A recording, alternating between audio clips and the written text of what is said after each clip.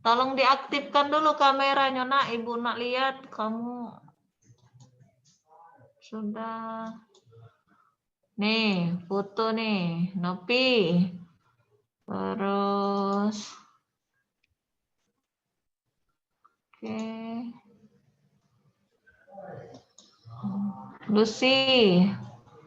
Luciana. Ya, Bu. Scarlina.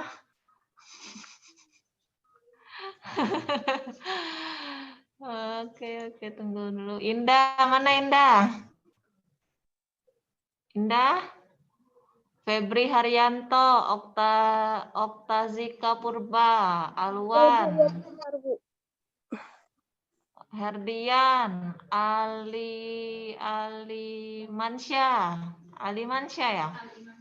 Ali Mansyah, Satria, Rizkila, Panji, terus Reza, Mukarobin, Lingga, Aldi, Darmawan, Dodi, terus Feby. Ya aktifilah kamu nih, masa dimatikan kameranya? Ya, Bu. Diaktifkan lah ya. Bukan lagi dengerin radio, kuliah kita nih, Nak. Kuliah. Kalau nggak mau aktifkan, nggak usah kuliah. Oke, sudah ya. Silakan dimulai untuk sendirian ini, Nazlan Fikri Basran. Silakan. Baiklah, Assalamualaikum warahmatullahi wabarakatuh. Waalaikumsalam warahmatullahi wabarakatuh. Baiklah, hari ini kami akan mempresentasikan tugas yang sudah diberikan dari kelas Palembang dengan tema menganalisis ulangan harian dan melaksanakan pengajaran remedial yang akan disampaikan oleh kelompok 12 oleh Nazlan Fikri Basran. Dipersilakan. Baiklah, langsung saja. Menganalisis ulangan harian dan melaksanakan pengajaran remedial. Pengertian ulangan harian.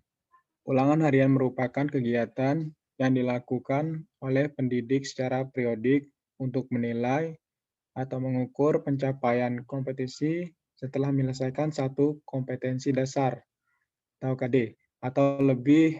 Ulangan harian merujuk pada indikator dari setiap KD. Bentuk ulangan harian selain tertulis dapat juga secara lisan, praktik, perbuatan, tugas dan produk. Frekuensi dan bentuk ulangan harian dalam satu semester ditentukan oleh pendidik sesuai dengan keluasan dan kedalaman materi. Cara pengadaan ulangan harian yang baik.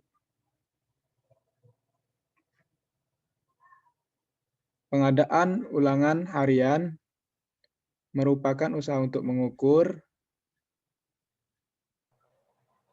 atau memberikan penghargaan atau kemampuan seseorang untuk menggambarkan apa yang dikuasainya. Ulangan harian haruslah tidak terlalu mudah dan sebaliknya, tidak terlalu sulit. Di sini juga ada prinsip-prinsip yang harus dipenuhi oleh ulangan harian. Yang valid, ulangan harian harus mengukur apa yang seharusnya diukur sehingga dapat dipercaya dan sahih. Mendidik, ulangan harian harus memberi sumbangannya positif terhadap pencapaian hasil belajar siswa. Dirasakan sebagai penghargaan yang memotivasi bagi siswa yang berhasil dan sebagai pemicu semangat untuk meningkatkan hasil belajar bagi yang kurang berhasil.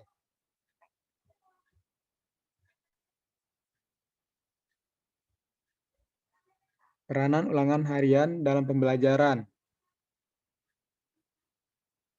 Sebagai tolak ukur prestasi siswa dalam pembelajaran, adapun tindak lanjut ulangan harian yang diperoleh dari hasil tes tertulis pengamatan, atau tugas diolah dan dianalisis oleh pendidik. Hal ini dimaksudkan agar ketuntasan belajar siswa pada setiap kompetensi dasar lebih dini diketahui oleh pendidik. Dengan demikian, ulangan ini dapat diikuti dengan program tindak lanjut, baik remedial ataupun penggayaan, sehingga perkembangan belajar siswa dapat segera diketahui sebelum akhir semester. Berdasarkan alat pelaksanaannya, secara garis besar, alat penilaian dengan teknik ulangan dapat dikelompokkan sebagai berikut. 1. Ulangan tertulis. Ulangan tertulis adalah suatu teknik penilaian yang menuntut jawaban secara tertulis. Sedangkan untuk ulangan lisan adalah teknik penilaian hasil belajar yang pertanyaan dan jawabannya atau pernyataannya atau tanggapan disampaikan dalam bentuk lisan.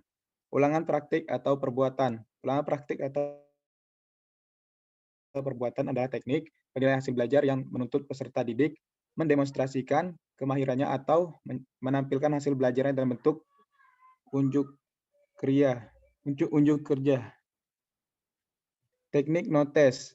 Teknik notes merupakan teknik penilaian untuk memperoleh gambaran terutama mengenai karakteristik, sikap, atau kepribadian. Manfaat ulangan. Manfaat bagi siswa. Melalui ulangan, siswa dapat mengetahui sejauh mana telah berhasil mengikuti pelajaran yang diberikan oleh guru. Apakah siswa merasa puas atau tidak puas atas hasil yang diperolehnya. Sedangkan manfaat bagi guru, dapat mengetahui siswa mana yang sudah berhasil menguasai materi pelajaran dan yang belum berhasil menguasai materi pelajaran. B. Guru dapat mengetahui apakah materi yang diajarkan sudah tepat bagi siswa atau belum. Apabila materi tepat, maka di waktu akan datang tidak perlu diadakan perubahan. C. Guru akan mengetahui metode yang digunakan sudah tepat atau belum. Jika hasil yang diperoleh sebagian besar siswa mendapatkan nilai bagus, maka metode sudah tepat. Sebaliknya, bila sebagian besar hasil yang diperoleh siswa buruk, maka metode yang digunakan harus dipertimbangkan kembali dan kalau perlu diganti. Dan manfaat bagi sekolah.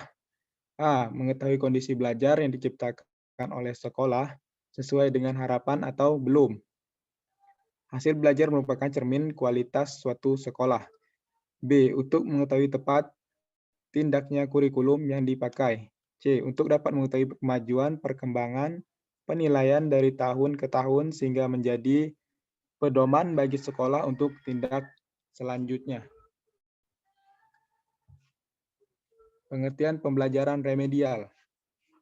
Pembelajaran remedial pada hakikatnya adalah pemberian bantuan bagi peserta didik yang mengalami kesulitan atau kelambatan belajar. Sehubungan dengan itu, langkah-langkah yang perlu dikerjakan dalam pemberian pembelajaran remedial meliputi 2 langkah pokok, yaitu pertama, mendiagnosis kesulitan belajar, dan untuk yang kedua, memberikan perlakuan treatment atau pembelajaran remedial.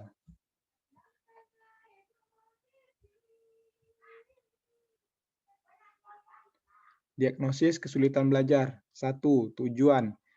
Diagnosis kesulitan belajar dimaksudkan untuk mengetahui tingkat kesulitan belajar peserta didik. Kesulitan belajar dapat dibedakan menjadi kesulitan ringan, sedang, dan berat. Kesulitan belajar ringan biasanya dijumpai pada peserta didik yang kurang perhatian di saat mengikuti pembelajaran. Kesulitan belajar sedang dijumpai pada peserta didik yang mengalami gangguan belajar yang berasal dari luar dari peserta didik. Misalnya faktor keluarga, lingkungan, tempat tinggal, pergaulan, dan sebagainya. Sedangkan untuk teknik yang dapat digunakan untuk mendiagnosis kesulitan belajar antara lain tes prasyarat pengetahuan, prasyarat keterampilan, tes diagnostik, wawancara, pengamatan, dan sebagainya.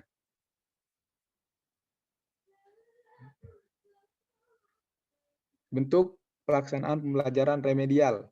Setelah diketahui kesulitan belajar yang dihadapi peserta didik, Langkah berikutnya adalah memberikan perlakuan berupa pembelajaran remedial. Bentuk-bentuk pelaksanaan pembelajaran remedial antara lain: 1. Pemberian pembelajaran ulang dengan metode dan media yang berbeda. Kedua, memberi bimbingan secara khusus, misalnya bimbingan perorangan. 3. Pemberian tugas-tugas latihan secara khusus. Dalam rangka menerapkan prinsip pengulangan, tugas-tugas latihan perlu diperbanyak agar peserta didik tidak mengalami kesulitan dalam mengerjakan tes akhir. 4. Pemanfaatan tutor sebaya. Tutor sebaya adalah teman sekelas yang memiliki kecepatan belajar lebih. Mereka perlu dimanfaatkan untuk memberikan tutorial kepada rekannya yang mengalami keterlambatan belajar.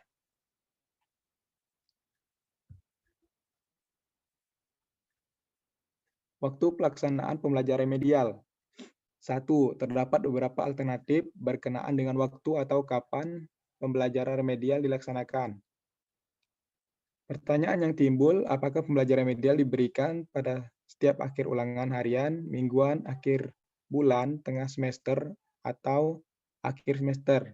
Ataukah pembelajaran remedial itu diberikan setelah peserta didik mempelajari SK atau KD tertentu? Untuk tes ulang diberikan kepada peserta didik yang telah mengikuti program pembelajaran remedial agar dapat diketahui apakah peserta didik telah mencapai ketuntasan dalam penguasaan kompetensi yang telah ditentukan.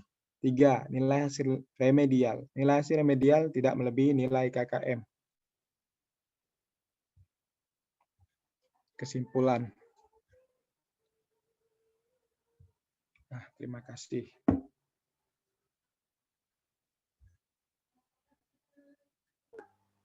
Baiklah, untuk kelas Palembang sudah selesai, dilanjutkan oleh kelas Indralaya.